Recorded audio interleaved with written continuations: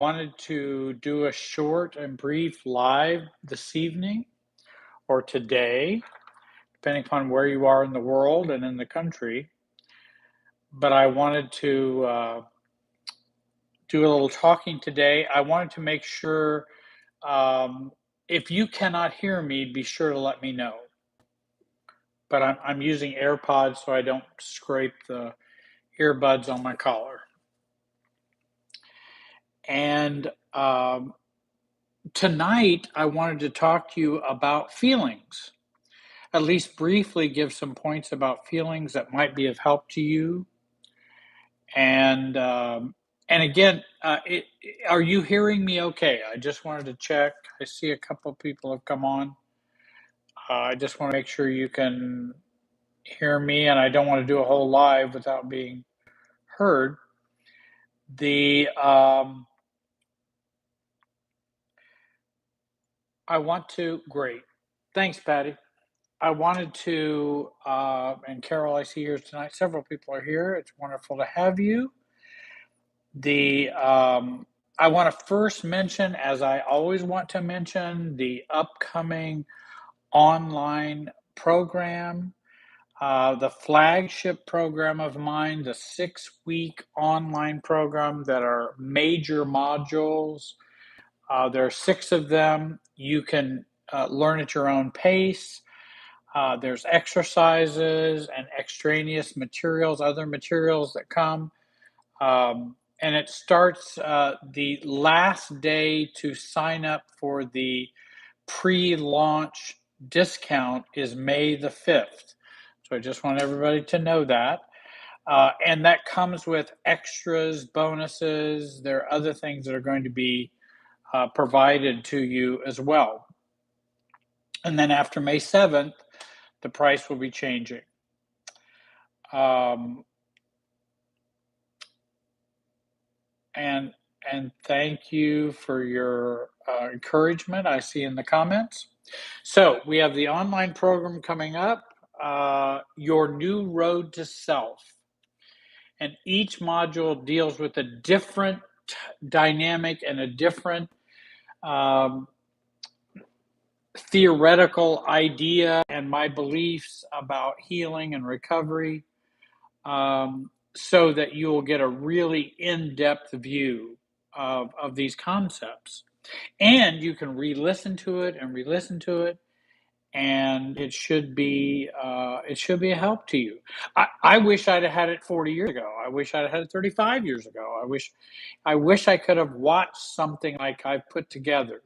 I really think that would have helped me, because at that time, about the only way you could get that information is kind of go to academic books, and most people were just not reading academic books to, as self-help, and it's kind of difficult to weed out what really would be helpful and usable.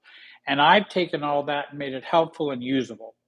And again, I think would save someone a lot of time in therapy, save them thousands of dollars in therapy, to have this information and to go through this experience.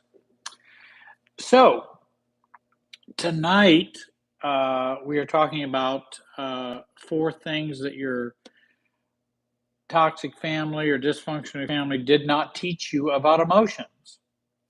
And I want to do some of that today, and I want to talk to you about, and thank you, Shirley. That's so kind of you. Watching you has changed my life. I have heard, believe it or not, I have heard that a lot. Now, but don't worry, I don't get a big head, because I know it's not just because of somehow I'm a genius and I'm smarter than everybody else. I'm not. I have just had to do what I teach people to do. And I think that's the best kind of therapist, coach, psychologist, even psychiatrist, any mental health professional, social worker. I want you to walk the walk, not just talk the talk. And in this theory, in family systems theory, you only are able to you're only able to give what you have and what you've learned and achieved. I can't take anybody past where I'm at. And I think that's an important concept. No therapist is going to take you past where they are. Now, they may be ahead of you and may be able to help you, and I think many therapists can. But I also know there are many therapists that have limitations. I do too. I've had limitations as well, but I wanted to broaden and go beyond those limitations by implementing this for myself and doing this work. Um, and so, I have had to do what I teach people to do. And that's why when people ask me questions, I know what their answers are. I know what the answers are. I know, and it's not because I just read them in a book, because when I was going through that phase of learning, that's exactly what I thought, is what they're asking about. And I remember thinking that way and going, well, what would I say at this point? I remember going, I don't know what I would say. I don't know what my response would be. I don't know what a healthy, mature response would be at this time. So I've had to learn those things, and then I can offer those to you. Um, and the neat thing is, I like to share my experience, faith, hope, and all of those things with clients and with viewers. And the neat thing about it is, I'm not trying to make you me. I'm hoping you will make you you. I don't want you to become a mini Jerry. I want you to become you. That's what, because I can only be me. I can't be you, you can't be me. And I can only do my own work about me being me. Now, I can tell you what that me being me experience has been, or what have been the difficulties, or how to break through in certain ways. I can do that, but that's still not me wanting you to be me. I don't want you to be me. The whole purpose is for us to be us. And is there a way to do that? Um, and and I obviously believe there are ways to do that. So when again we talk about toxic families or dysfunctional families and emotions, if in a family growing up in a dysfunctional family, if emotions were discouraged, and if emotions were, I don't want to say, um, challenged, and if the family was so tense and so anxious that whenever somebody had an emotion bubbling, it just it just raised the roof off the emotions for the family, or the emotional reactivity for the family, and that feelings were always discouraged, and they're not important, don't say that, oh, just get on with that, oh, just, what happens is, when in dysfunctional families, whatever we discourage and wish to put out in a dysfunctional family ends up being the most important thing as to how the family is functioning. Because people will say, oh, well, we didn't deal with emotions at all when I was growing up. You know what I say? Oh, then you were dealing with emotions 24/7 all of the time. You just couldn't communicate them. Because when you suppress all that, now we have this emotional anxiety that's always happening, and feeling stuff and all kinds of stuff going on that we can't do anything about. That becomes very important, too important. And so what happens is, whenever I see a family that does not do emotions, I already know there's way too many emotions going on. They're just under the surface. And so, if we're able to have a comfortable relationship with our feelings and our emotions, then they neither take over nor do they need to be suppressed. They're a normal, natural way to express ourselves, and for our brain to use that feeling information to help us make decisions in a healthy way with those feelings. But again, if you suppress all that, then I'm telling you, this family is full of emotional tension. They just don't. aren't aware of it or are not conscious of it or don't accept it or in denial about it. So, and then the other side, the flip side. So one coin is we didn't do anything with emotions. The other flip side of the coin, and say a toxic family and emotionality, is well, our family showed our emotions all the time. We were loud and we'd say whatever we felt, and we shared all kinds of stuff. Uh, and I tend to go, well, then it sounds like instead of showing all of your emotions all the time, you were showing your reactivity all the time, not necessarily your true healthy feelings. Because yeah, people, some families can be very technicolor in terms of their emotions and things like that. If this family operates on rage, is that them sharing their emotions with each other? No, that's them being stuck in a cycle of reactivity all the time. That's not being okay or making friends with emotions or having them be a normal part of our internal emotional process. That's not what that is. Now, is rage a feeling? Well, I suppose it is. So is anger. But that's not what I mean by healthy or emotional health in a family. Okay, I think I'm back now. I think we had just a little bit of a technical problem there. So, I would like to share four things tonight. Four simple things about what your family may not have taught you about um, feelings in dysfunctional families.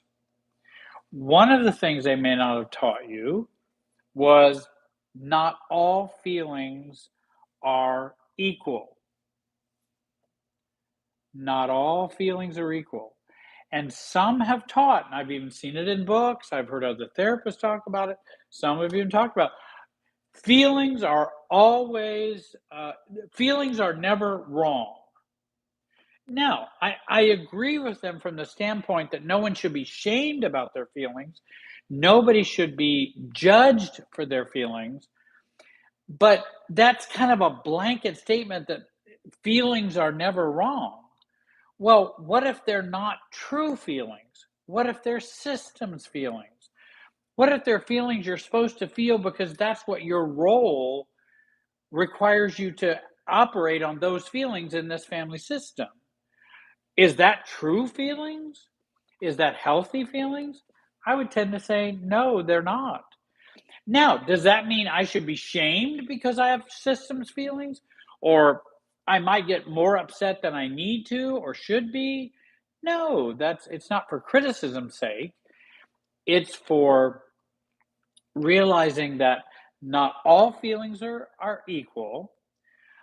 I remember teaching a course on, I think it was, and I was, when I was stuttering, well, probably doing that too.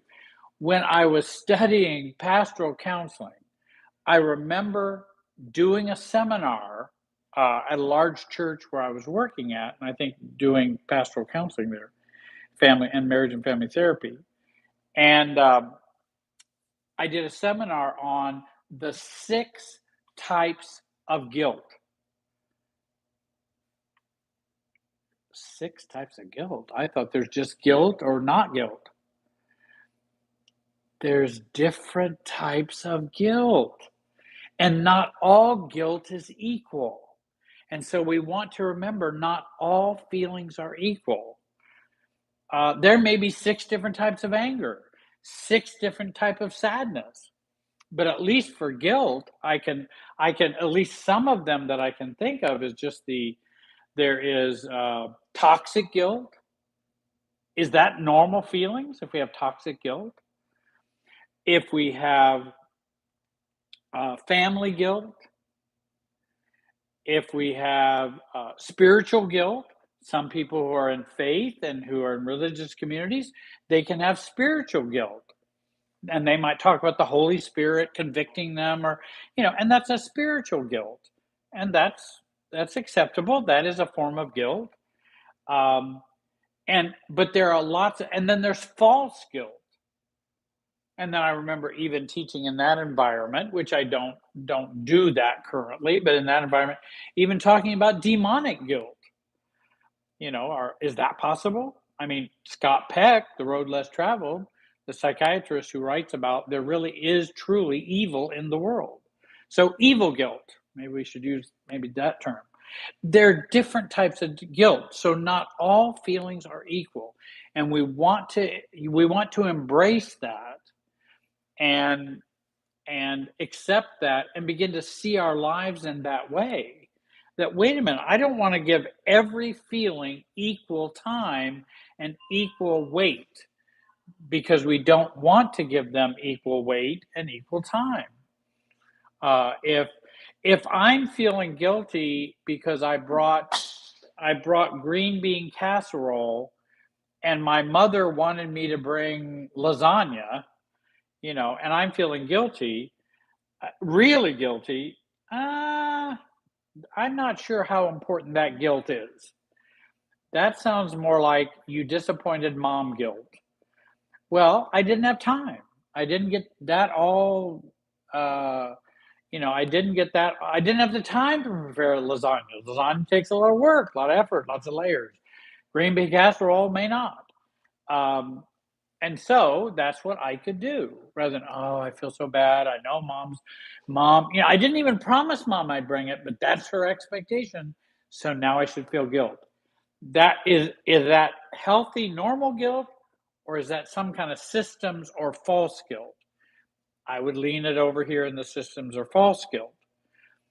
And I think, making those distinctions between the type of guilt that we have and not just saying all feelings are equal and should be treated equally.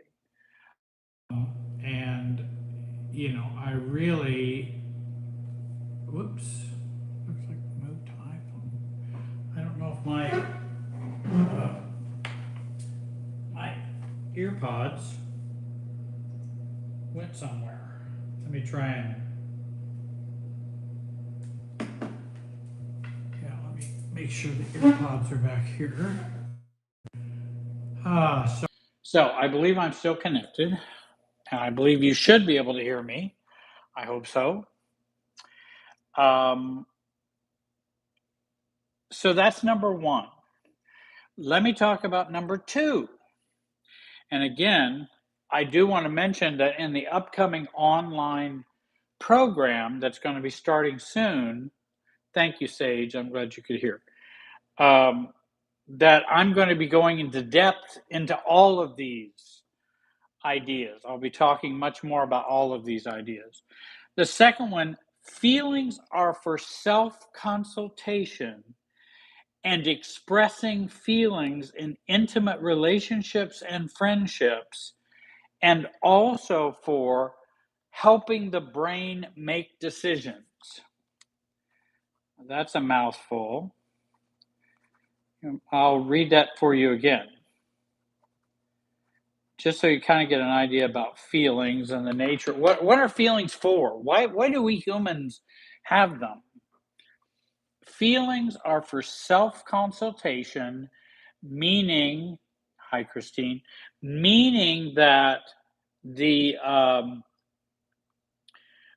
it's a way for me to check in with me. And that's how feelings are a self-consultation. I'm consulting myself about how I feel, etc.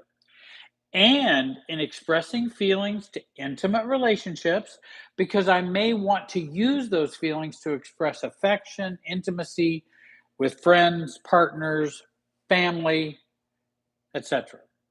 And then lastly, feelings are important in helping the brain make decisions. Now, I'm going to make a very important point. I didn't say the feeling should make the decision. Our frontal cortex, our more thinking part of the brain, should make the decision, but feelings can inform those decisions, and that's okay as long as they don't totally drive the boat. We don't want the feelings driving the boat, but It can guide our decisions. Also, feelings are helpful in making quick decisions in the brain. In other words, we already have a felt sense of whether we value that or like that or not. That's a felt sense in the feeling emotional world of ours. And then we can make a decision more quickly because we have that felt sense about, no, this is not me. No, I'm not going to go that way. I'm going to go this way. Or you go buy a car, and then you might just have that sense of, because you've had all these patterns, and emotions help us with those patterns so we can put information together more quickly in the brain. And so feelings can help with that. So feelings can be a very helpful and healthy thing as long as they are not totally running the train, you know, and they're not coming out of a whole bunch of hurt, harm, trauma, reactivity, as long as they're not from that perspective. Um, Thirdly, and this is what I've been suggesting, feelings need to remain in our passenger seat of our car. Us being the car, they need to remain in the passenger seat, not in the driver's seat. When we, in dysfunctional families and toxic families, we learn that feelings, gosh, I'm not even sure feelings were supposed to be in the driver's seat or the passenger seat or neither seat, and that we should either be numb about it or unconsciously we're always reacting to our feelings. That fits well into a dysfunctional family. When you're always reacting to your feelings, that's the norm. Or you're just numb, iced out, you're just paralyzed, feeling paralysis. Um, and and that's a very painful position to be in. So when you think about family systems and thinks about being your true self, what would be a healthy balance for feelings? Having the feelings in the passenger seat, our thoughts and cognition in the driver's seat. I don't want the feelings in the back seat. I want them in the passenger seat, but I don't want them in the driver's seat. If you want to keep a dysfunctional family going and continuing, just put your feelings in the driver's seat, and you'll go right along with the whole. You'll be led around by the nose in a dysfunctional family with that. And so it's important to have the feelings in the passenger seat. Um, oh, I can't think of the name of that book. I'll think of it here. Uh, he talks about feelings and where they are in the driver's seat. He does a really good a good explanation of that. I'll put it in the description if it doesn't come to me. Um, and then lastly, I wanted to talk about um, learning the language of feelings is important for those who want to know themselves and to grow into their true selves. And I think it's very difficult for someone to come into their own and coming to know their true selves if they don't have a language for their feelings. And a lot of people have not grown up with a language for their feelings, which is, it's just like learning a vocabulary lesson. If you took vocabulary, I don't know if they do these days. I remember having vocabulary when I was growing up and had to learn words and what they meant. Same is true for feelings. We get a feelings list, get that off the internet, get lists of feelings. Now I've got a language I can use to express feelings and to begin to connect those with me. If it's not easy, that's okay. Just keep plugging at it. And at any time, and you can put that list in your pocket or your purse or your car or whatever, at any time you can say, I wonder what I'm feeling right now. Let me get my list out. let me grab my list and see what, see what I'm at any time, see if you can come up with what you're feeling. Or pretend somebody just asked you, how are you feeling today? You know, how are you feeling today? Um, then the what you want to do is begin to think about, okay, how do I feel? I feel sad. I feel uh, I feel happy about what's coming up in 2 days. I feel expectant.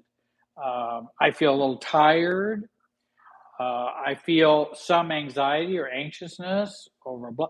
And so I'm just kind of checking in with myself and consulting with myself, which is good self care also when you give your feelings a language. It can really open up a lot of new vistas for you that we didn't get growing up.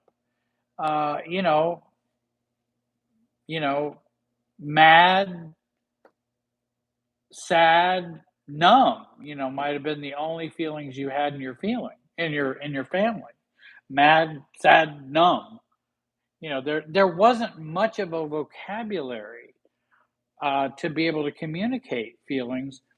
And with our brains and with our emotional system, it's important that we're able to put it into words. That's a very therapeutic, mature, maturing, differentiating thing to do, is to put feelings into words. Um, and again, you don't have to tell everybody your feelings. You don't have to do that. Maybe your family wouldn't be happy hearing about those. That's fine. But you want to begin to do that with yourself. Um, and that the feelings that we have, I can acknowledge in myself. I am feeling this way. And there's no judgment, there's no, just acceptance. You don't even have to do anything about those. If you feel sad, you can just say, I do feel sad. I do feel angry. I feel hurt. I feel frustrated. And you don't have to do anything with them, just give it a language and give it some words. And again, I've mentioned, there were 4 things I mentioned to you. The And again, our feelings do help the brain make decisions better. And I think if we separate thoughts from feelings more and focus on giving a language to our feelings, we will have better decisions and more clarity. You'll find that clarity happening as you work on that. Of course, we have problems that can have difficulties with regard to feelings, such as traumatized feelings, um, that disordered feelings, dysregulated feelings. So we can have some problem feelings from the past.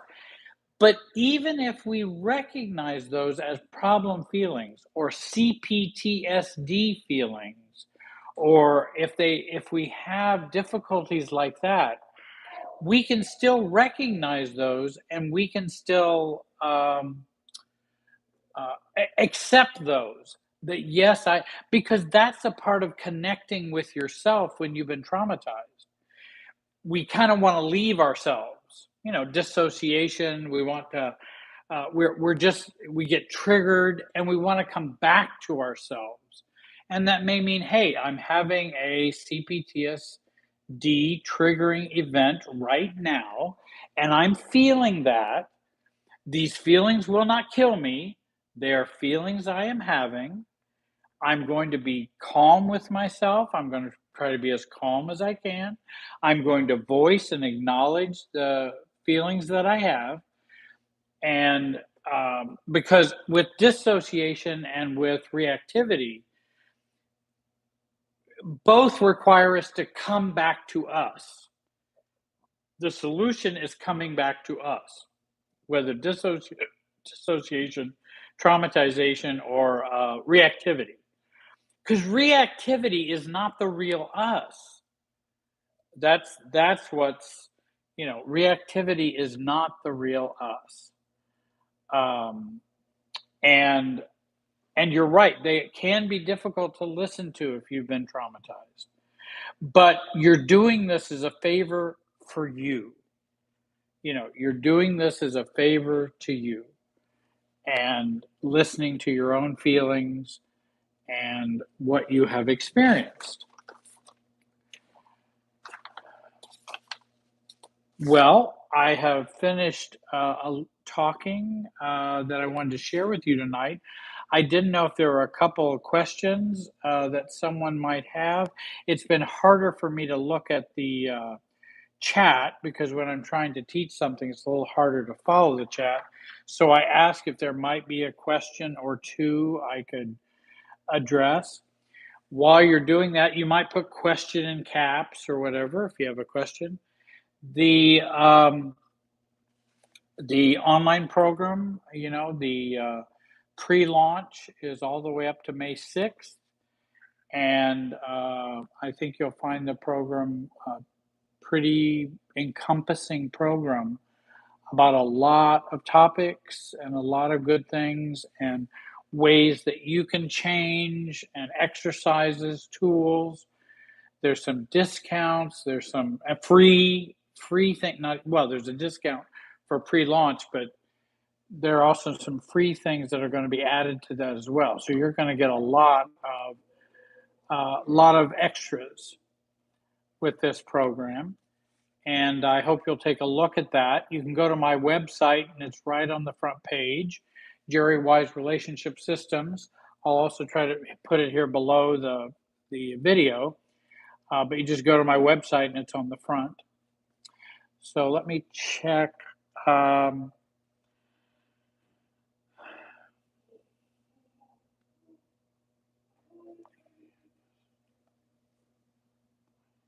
um,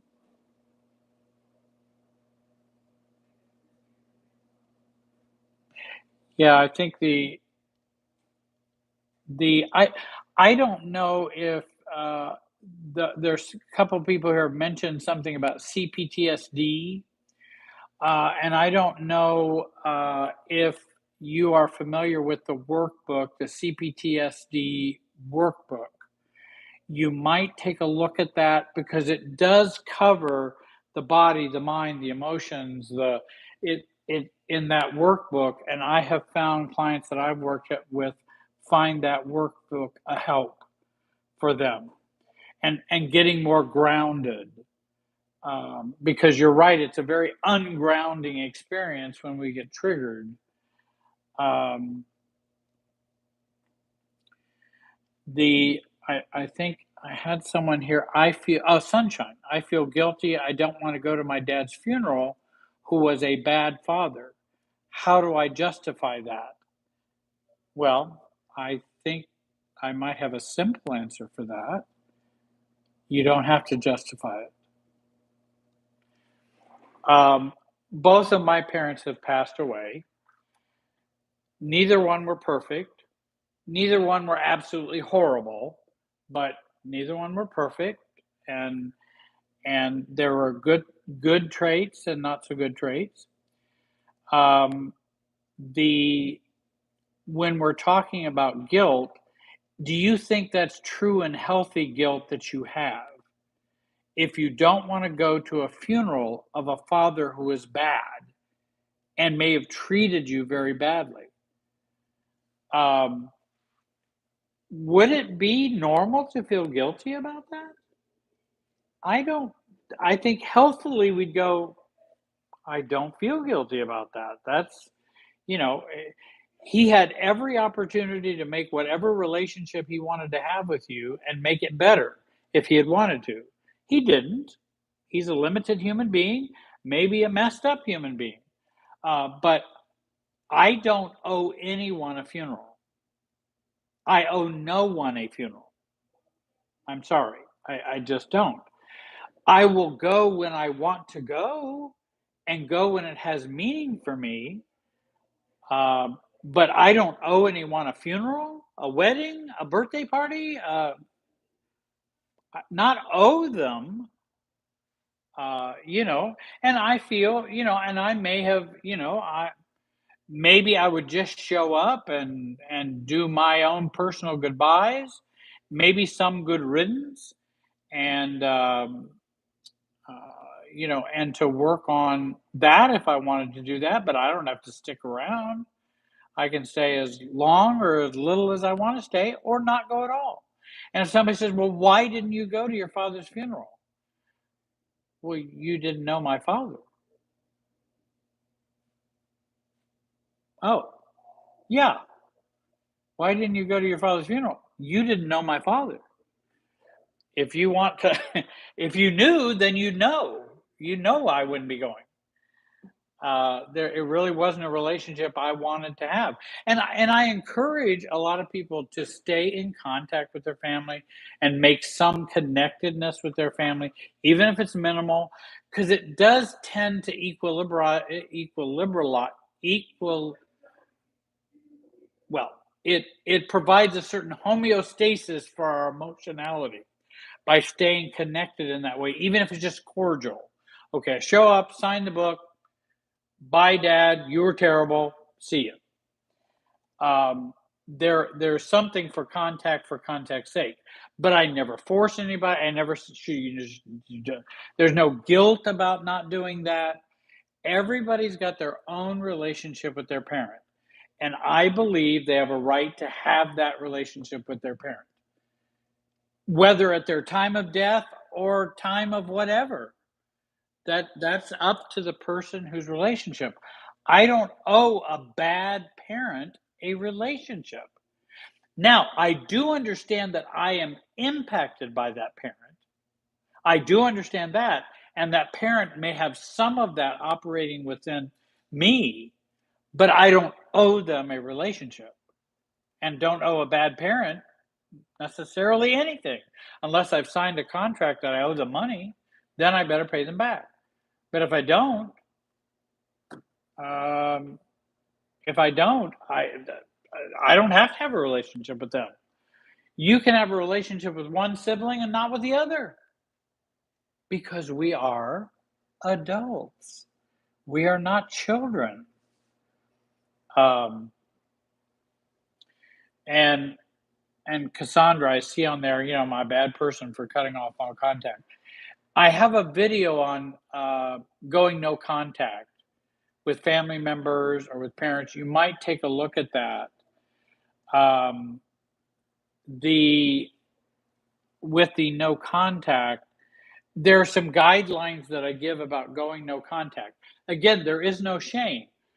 Nobody's owed contact, and nobody requires that contact. They're not going to require it of me. If I don't have a relationship with you, there may be a reason why I don't have a relationship with you. Maybe you're not such a great person. I don't care whether you're my sibling, my parent, my uncle, aunt. It doesn't matter. People are still just people, and I don't owe someone a relationship because I share some DNA. Now, I do share a super self and a family trance with all these people, but that's a whole nother issue, and I go into that on the online program as well. But I think everyone has the right to make their own choice about that. Is that societal guilt? See, there's another type of guilt, societal guilt. Oh, well, you didn't go to your dad's funeral? That guilt is societal guilt. That's not true guilt, it's societal guilt.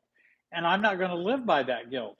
If I feel guilty and it's a healthy guilt for me and I've done something wrong, then I should feel guilty, but not societal guilt, false guilt, systems guilt. That's not for me. I'm not going to live my life based on that guilt. I may have it, but I'm not going to base my choices on that. And I've told many people, oh, but Jerry, if I do this, um, I will just feel so guilty and I'll be miserable. And I'll say, do you want to do it rather than not do it? And they say, no, I definitely feel this is the right thing to do, but I will just feel so guilty, like not going to your dad's funeral or something like that, or mother's funeral, or that or make go all no contact. That, yes, that's, you have a right to make that decision. And society doesn't tell you what you need to do about that, because society is not very surgically oriented in terms of specific. Yeah, everybody should love their parents. Every parent should love their children. Okay, those are some conventional wisdom, yes, but is that the way the real world works? Well, not for many of us. There are many of us that doesn't work that way. So I like to think about, if I had a normal, like Cassandra, if you had a normal mother, I wouldn't be going no contact if I had a normal mother. Uh, so I wouldn't be going no contact. But because my mother is not well, or mean, or narcissistic, or whatever issue she's got, borderline or problematic, whatever, um, then I've chosen not to have contact with her. And so I'm using abnormal rules to fit an abnormal family. Society wants to come in and say, act like your family is normal and use the normal family rules for these very abnormal people. That's not good wisdom. That's not good. It's not a good plan. Abnormal requires abnormal responses. Now, society may look at my abnormal responses and go, well, that's kind of weird. You mean you don't want to go to your father's funeral? Who wouldn't want to go to their father's funeral? I don't, I mean, and I don't have to. Um, and that, because they're using normal rules for normal family situations, and not